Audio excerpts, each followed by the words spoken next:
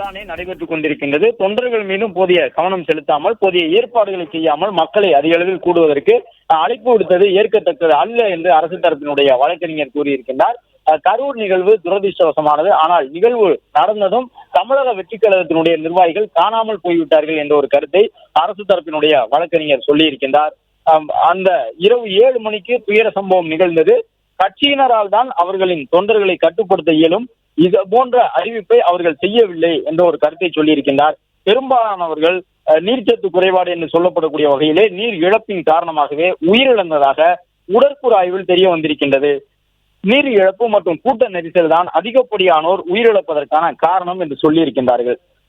ஒரு பக்கம் தமிழக வெற்றி கழகத்தினர் கூட்டத்தை கட்டுப்படுத்த வேண்டிய பொறுப்பு கட்சியினருக்கு கிடையாது, காவல்துறையினருடைய பொறுப்பு தான் என்று சொல்லுகின்றார்கள். காவல்துறை முறையாக கூட்டத்தை கையாளாதது மட்டும்தான் இந்த விபத்து ஏற்படுவதற்கு காரணம் என்று சொல்லுகின்றார்கள். மற்றொரு பக்கம் அரசு தரப்பினுடைய வழக்கறிஞர் எழுந்து இது போன்ற நேரங்களிலே கட்சியினுடைய தலைவர்கள் தான் தங்களுடைய தொண்டர்களை கட்டுப்படுத்த வேண்டும், அவர்கள் கூறும் பொழுதுதான் அந்த தொண்டர்கள் கேட்பார்கள், கட்சியினரால் மட்டுமே தொண்டர்களை கட்டுப்படுத்த இயலும், அதற்கான அறிவிப்பினை தமிழக வெற்றி கழகத்தினர் வெளியிட்டார்களா? எந்த அறிவிப்பையும் அவர்கள் செய்யவில்லை தங்களுடைய தொண்டர்களை கட்டுப்படுத்துவதற்கு. அது மட்டுமல்ல, உயிரிழப்பு ஏற்படுவதற்கு பெரும்பான்மையான காரணம் என்னவென்றால், இவர்கள் குறிப்பிட்டு சொல்வதை போன்று காவல்துறை தடியீடு நடத்தியது, காவல்துறை முன்னறிவிப்பு செய்யாமல் தடியீடு நடத்தியிருந்தது, ரசாயனங்களை எடுத்து முகங்களிலே சிலர் அடித்திருந்தார்கள் என்றெல்லாம் சொல்லுகின்றார்கள். ஆனால் உடற்கூறு ஆய்வில் வந்திருக்கக்கூடிய அந்த தகவல் என்னவென்றால், உயிரிழந்தவர்களில் பெரும்பாலானவர்கள் அந்த கூட்ட நெரிசலால் நீர் இழப்பு ஏற்பட்டு போதுமான அளவு தண்ணீர் கிடைக்காமல் இறந்தவர்கள் தான் என்பதை உடற்கூறு ஆய்வு அறிக்கைகள் எடுத்துச் சொல்லுகின்றன என்று சொல்லியிருக்கின்றார்கள்.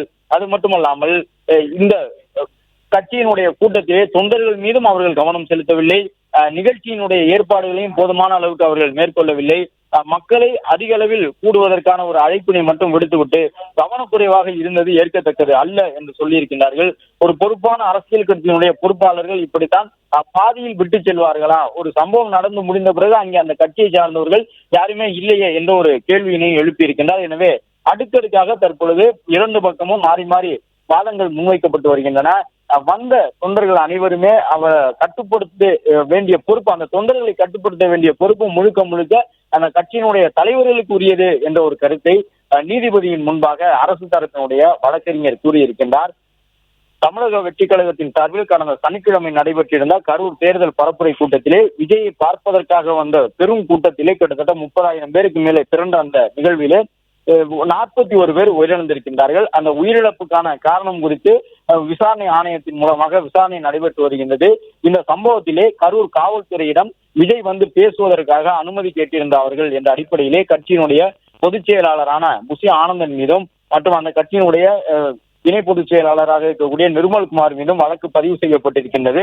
2 பேருமே காவல்துறையினருடைய கைது நடவடிக்கையிலிருந்து தப்புவதற்காக தற்பொழுது முன்ஜாமீன் தாக்கல் செய்திருக்கின்றார்கள்.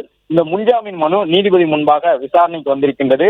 விசாரணைக்கு நீதிபதி அழைத்தவுடன் ஆஜராகி இருக்கக்கூடிய தமிழக வெற்றி கழகத்தினுடைய தரப்பு வழக்கறிஞர்கள் முழுக்க முழுக்க இதற்கு காவல்துறை தான் பொறுப்பேற்க வேண்டும் என்று சொல்லுகின்றார்கள். கட்சி சார்பில் கூட்டங்களை நடத்துவதுதான் தங்களுடைய வேலையை தவிர கூட்டத்தை ஒழுங்குபடுத்துவது, மேலாண்மை செய்வதெல்லாம் காவல்துறையினுடைய பணி. காவல்துறை அந்த பணியை முறையாக செய்யவில்லை. காவல்துறையினர் தடியடி நடத்தியதால் மட்டும்தான் கூட்டம் குழப்பம் ஏற்பட்டு அதன் காரணமாக இது போன்ற உயிரிழப்புகள் ஏற்பட்டிருக்கின்றன என்ற ஒரு கருத்தை அவர்கள் தரப்பிலே தமிழக வெற்றி கழகத்தினுடைய வழக்கறிஞர்கள் முன்வைக்கின்றார்கள். ஆனால் அரசு தரப்பில் எழுந்த அரசு தரப்பினுடைய வழக்கறிஞர் 100க்கும் மேற்பட்டவர்களிடம் நாங்கள் சாட்சியங்களாக விசாரணை நடத்தி இருக்கின்றோம், இன்னும் பலர் காயத்தோடு இருக்கின்றார்கள், அவர்களிடமும் கருத்துக்களை கேட்டறிந்திருக்கின்றோம். இது போன்ற ஒரு அசாதாரண சூழ்நிலையிலே தங்கள் கட்சியினுடைய தொண்டர்களை கட்சியினுடைய நிர்வாகிகளால் மட்டும்தான் கட்டுப்படுத்த முடியும். ஆனால் அதற்கான அறிவிப்புகளை தமிழக வெற்றி கழகத்தினர் வெளியிட்டார்களா, முயற்சித்தார்களா என்பது உள்ளிட்ட அந்த கேள்விகளை எல்லாம் கேட்டிருக்கின்றார்கள். அது மட்டுமல்ல, 2 பேரும் தலைமறைவாக இருப்பது ஏற்கத்தக்கது அல்ல. புசி ஆனந்த் உள்ளிட்ட அந்த நிர்மல்குமார் இருவருமே தலைமறைவாக இருப்பது ஏற்கத்தக்கது அல்ல. விசாரணை செய்தால்தான் அவர்களிடம் வந்து உண்மை தெரிய வரும். கேரவானிலே 4 பக்கமும் சிசிடிவிகள் இருந்திருக்கும், அவற்றினுடைய காட்சிகளை வழங்க வேண்டும் என்று தமிழக வெற்றி கழகத்தினுடைய அந்த வழக்கறிஞரை நோக்கி அரசு தரப்புடைய வழக்கறிஞர் நீதிபதிகள் மூலமாக இந்த கோரிக்கையை முன்வைத்திருக்கிறார். அது மட்டுமல்லாமல் இந்த கேரவானினுடைய 4 பக்கமும் இருந்து பதிவு செய்யப்பட்டிருக்கக்கூடிய சிசிடிவி காட்சிகளை அரசு தரப்பினுடைய வழக்கறிஞர் கேட்டிருக்கின்றார். விசாரணை தொடக்க நிலையில் தான் இருக்கின்றது. இந்த நிலையிலே முன்ஜாமீன் வழங்கினால் விசாரணை செய்வது கடினம். பொறுப்பற்ற தன்மையால் 41 பேர் உயிரிழந்திருக்கின்றனர். எனவே முன்ஜாமீன் வழங்கக்கூடாது என்று சொல்லியிருக்கின்றார்கள். அதாவது தமிழக வெற்றி கழகத்தினருடைய பொறுப்பற்ற செயலால் 41 உயிர்கள் பறிபோயிருக்கின்றன. எனவே அதற்கு காரணமாக இருந்த இந்த நிகழ்வுகளை எல்லாம் முன்னின்று நடத்திய இந்த 2 பேருக்கும் ஒருபோதும் ஜாமீன் வழங்கக்கூடாது இப்போது இருக்கக்கூடிய சூழ்நிலையிலே என்று அரசு தரப்பினுடைய வழக்கறிஞர் கூறியிருக்கின்றார். அது மட்டுமல்லாமல் ஆணையம் விசாரணை நடத்தி வருகின்றது. ஒருங்கிணைப்பாளர் கூட்டத்தை ஒழுங்குபடுத்தவில்லை. சம்பவத்திற்கு பிறகு தப்பி ஓடிவிட்டார்கள். இருவரும் தலைமறைவாக இருப்பது ஏற்கத்தக்கது அல்ல என்ற ஒரு கடுமையான கருத்தை அரசு தரப்பினுடைய வழக்கறிஞர் கூறியிருக்கின்றார். புஷி ஆனந்த் தலைமறைவாக இருக்கின்றார் என்பதை நீதிமன்றத்திலே அரசு தரப்பினுடைய வழக்கறிஞர் அதிகாரப்பூர்வமாக கூறியிருக்கின்றார். ஒருங்கிணைப்பாளராக இருக்கக்கூடியவர்கள் இந்த கூட்டத்தை முறையாக ஒழுங்குபடுத்தி நடத்தவில்லை. சம்பவத்திற்கு பிறகு 2 பேருமே ஓடி ஒளிந்து விட்டார்கள். எனவே முன்ஜாமீன் வழங்கக்கூடாது என்று சொல்லியிருக்கின்றார்கள். அது மட்டுமல்லாமல் விசாரணை என்பது ஆரம்ப நிலையில் தான் இருக்கின்றது. எனவே ஆரம்ப நிலையில் விசாரணை இருக்கும் பொழுது இவர்கள் இருவருக்கும் ஜாமீன் வழங்கினால் அது விசாரணையை பாதித்துவிடும். எனவே ஜாமீன் வழங்கக்கூடாது என்பது அரசு தரப்பினுடைய வழக்கறிஞரின் வாதமாக இருக்கின்றது. சம்பவத்திற்கு பிறகு இருவரும் தப்பி ஓடிவிட்டார்கள், ஒளிந்து விட்டார்கள், இது ஒரு பொறுப்பற்ற செயலாக இருக்கின்றது என்ற ஒரு வாதத்தையும் அரசு தரப்பினுடைய வழக்கறிஞர் சொல்லியிருக்கின்றார். அது மட்டுமல்லாமல் விஜய் தேர்தல் பிரச்சாரம் மேற்கொண்டிருந்த அந்த பிரச்சார பேருந்தினுடைய 4 மூலைகளிலும் சிசிடிவி கண்காணிப்பு கேமராக்கள் இருந்திருக்கும். அந்த கண்காணிப்பு கேமராக்களில் பதிவாகி இருந்த காட்சிகளை அவர்கள் வழங்க வேண்டும் என்று சொல்லியிருக்கின்றார்கள். 41 உயிர்கள் பறிபோய் இருக்கக்கூடிய சூழ்நிலையிலே இந்த சம்பவத்திற்கான காரணம் என்ன? கூட்டத்தை முறையாக கட்டுப்படுத்த தவறியது தமிழக வெற்றி கழகத்தினருடைய தவறா அல்லது காவல்துறையினருடைய தவறா என்ற அடிப்படையில் தற்போது வாதங்கள் முன்வைக்கப்பட்டு வருகின்றன. நீதிபதி அவர்கள் மதுரை கிளையிலே இந்த வழக்கை விசாரித்துக் கொண்டிருக்கின்றார். நீதிபதி இந்த விவாதத்தின் பொழுது, அதாவது இந்த வாதங்களின் பொழுது 2 பக்கமும் மாறி மாறி குற்றச்சாட்டுகள் முன்வைக்கப்பட்டு வருகின்றன. தமிழக வெற்றி கழகத்தை பொறுத்தவரை இதுவரை இல்லாத வகையிலே காவல்துறை மீது பகிரங்கமாக ஒரு குற்றச்சாட்டை முன்வைத்திருக்கின்றார்கள். காவல்துறையினர் கூட்டத்தை முறையாக கையாளவில்லை என்று சொல்லி இருக்கின்றார்கள். காவல்துறையினர் தடியடி நடத்திய பிறகுதான் இந்த நெரிசல் ஏற்பட்டது, உயிரிழப்புகள் ஏற்பட்டது என்று சொல்லி இருக்கின்றார்கள். ஆனால் அதற்கெல்லாம் என்ன சாட்சிகள் இருக்கின்றன, ஆதாரங்கள் இருக்கின்றன என்று கேள்வி எழுப்பியிருந்த அரசு தரப்பினுடைய வழக்கறிஞர், இது போன்ற ஒரு சம்பவம் நடந்த பிறகு அந்த கட்சியை சேர்ந்த யாருமே அந்த இடத்தில் இல்லை, எல்லோருமே ஓடிவிட்டார்கள். பொறுப்பான அரசியல் கட்சியினுடைய பொறுப்பாளர்களுக்கு இது எல்லாம் அழகா என்று அவர் கேள்வி எழுப்பியிருக்கின்றார். அது மட்டுமல்லாமல் ஆணையம் விசாரணை நடத்தி வருகின்றது. விசாரணை ஆரம்ப கட்டத்தில் இருக்கின்றது. எனவே இந்த 2 பேருக்கும், புஷி ஆனந்த் மற்றும் நிர்மல்குமார் ஆகியோருக்கு ஜாமீன் வழங்கினால் அது விசாரணையை பாதிக்கும் என்ற ஒரு கருத்தை அரசு தரப்பினுடைய வழக்கறிஞர் சொல்லி இருக்கின்றார். அது மட்டுமல்லாமல் கேரவானில் பதிவாகியிருந்த, கேரவான் என்று அவர் குறிப்பிட்டு சொல்வது விஜயனுடைய தேர்தல் சுற்றுப்பயண பேருந்து, அந்த பேருந்தினுடைய 4 பக்கமும் பொருத்தப்பட்டிருந்த அந்த சிசிடிவி கண்காணிப்பு கேமராக்கள் மூலமாக பதிவாகி இருக்கக்கூடிய காட்சிகளை தமிழக வெற்றி கழகத்தினர் அரசு தரப்பிடம் வழங்க வேண்டும் என்கின்ற ஒரு முக்கியமான கருத்தை அரசு தரப்பினுடைய வழக்கறிஞர் நீதிபதியின் முன்பாக முன்வைத்திருக்கின்றார். அதே போன்று மனுதாரர் தரப்பிலும் தற்பொழுது வாதங்களை முன்வைக்க தொடங்கியிருக்கின்றார்கள். கூடியிருந்த மக்கள் கல் எறியவோ வேறு எந்த சட்டவிரோத செயலிலும் ஈடுபடவில்லை, பிறகு எதற்கு தடியடி நடத்தப்பட்டது என்று அவர் எழுந்து கேள்வி எழுப்பியிருக்கின்றார். இந்த விவகாரம் தான் இன்று இந்த விவாதத்திலே 2 தரப்பினரிடையிலும் கடுமையான ஒரு அரசு தரப்பினுடைய வழக்கறிஞர், தமிழக வெற்றி கழகத்தினுடைய வழக்கறிஞர் இருவருக்கும் இடையே எழுந்திருக்கக்கூடிய இந்த விவாதத்திலே முக்கியமானதாக முன்வைக்கப்படுவது இந்த தடியடி சம்பவம் தான். கூடியிருந்த மக்கள் மக்கள் கல் எறியவோ அல்லது எந்த விதமான சட்டவிரோத செயலிலுமோ ஈடுபடவில்லை, பிறகு ஏன் தடியடி நடத்தப்பட்டது என்று கேள்வி எழுப்பியிருக்கின்றார். அதே போன்று காவல்துறையினரை பொறுத்தவரை ஒரு எஸ்பி காவல் கண்காணிப்பாளர் 606 காவலர்கள் பணியில் இருந்தனர் என்று அரசு தரப்பினுடைய வழக்கறிஞர் கூறியிருக்கின்றார். ஏற்கனவே உளவுத்துறையினுடைய ஏடிஜிபி அவர்கள் செய்தியாளர்களை சந்திக்கும் பொழுது 500 பேர் பணியில் இருந்ததாக சொல்லியிருந்தார். அதன் பிறகு கரூர் நகர காவல் நிலையத்தில் பதிவு செய்யப்பட்டிருந்த முதல் தகவல் அறிக்கையிலும் மிகச்சரியாக 500 காவலர்கள் என்று அந்த எஃப்ஐஆரிலும் பதிவாகி இருந்தது.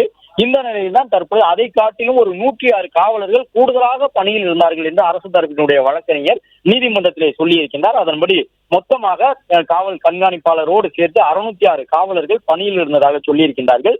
முதல் தகவல் அறிக்கையில் பதிவு செய்யப்பட்டிருந்த 500 என்ற தகவலில் இருந்தும், அதே போன்று உளவுத்துறையினுடைய ஏடிஜிபி அவர்கள் வழங்கியிருந்த செய்தியாளர் சந்திப்பில் அவர் குறிப்பிட்டிருந்த 500 காவலர்கள் பாதுகாப்பு பணியில் இருந்தார்கள் என்ற தகவலில் இருந்தும் சற்று மாறுபட்டதாக இந்த அரசு தரப்பு வழக்கறிஞர் அவர்களுடைய வாதம் இருக்கின்றது. அதன்படி 106 காவலர்கள் கூடுதலாக இருந்தார்கள் என்ற ஒரு தகவலை அவர் சொல்லியிருக்கின்றார். 66 காவலர்கள் பணியில் இருந்தனர் என்ற தகவலை அவர் சொல்லியிருக்கின்றார். அது மட்டுமல்லாமல் உடனடியாக 606 காவலர்கள் பாதுகாப்பு பணியில் இருந்தனர் என்று அரசு தரப்பினுடைய வழக்கறிஞர் கூறிய நிலையிலே குறுக்கிட்ட மனுதாரர் தரப்பினுடைய வழக்கறிஞர், அவ்வாறு எனில் ஏன் ஒரு காவலர் கூட காயப்படவில்லை?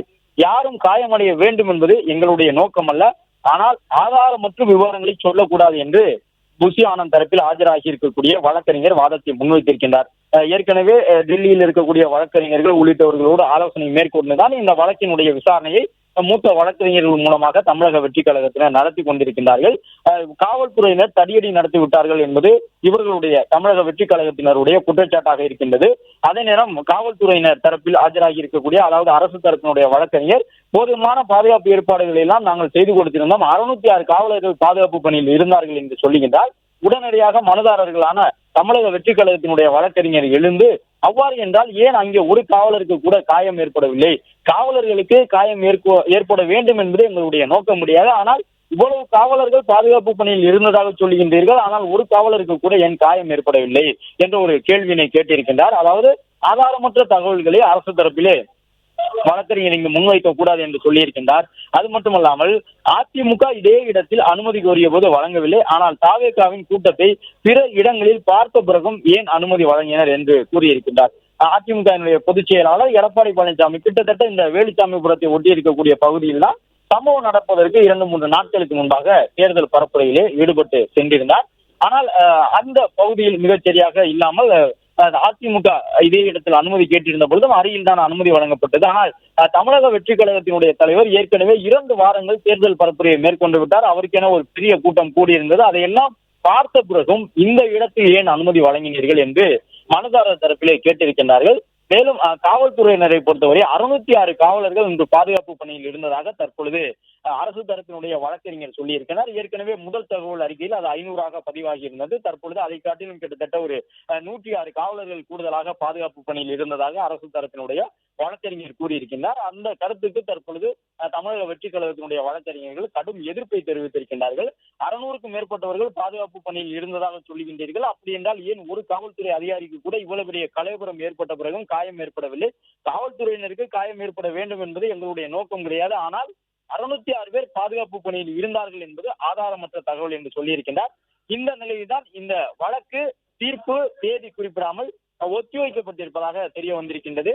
தமிழக வெற்றி கழகத்தினுடைய பொதுச் செயலாளராக இருக்கக்கூடிய புஷி ஆனந்த் மற்றும் அந்த கட்சியினுடைய இணை பொதுச் செயலாளராக இருக்கக்கூடிய நிர்மல்குமார் ஆகிய 2 பேரும் காவல்துறையினருடைய கைது நடவடிக்கையிலிருந்து தப்பக்கூடிய விதமாக தாக்கல் செய்திருக்கக்கூடிய இந்த முன்ஜாமீன் மீதான வழக்கினுடைய தீர்ப்பு ஒத்திவைக்கப்பட்டிருக்கின்றது.